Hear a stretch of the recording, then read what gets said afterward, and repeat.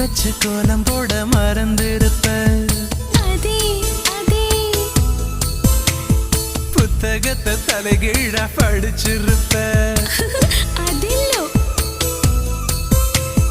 மூன்றாம் பிறை அளவுதான் சிரிச்சிருப்ப.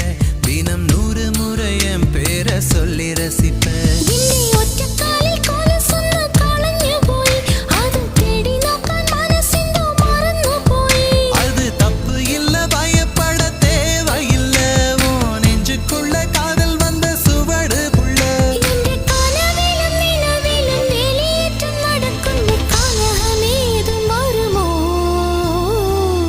மனசுக்குள்ளே தாகம் வந்துச்சா?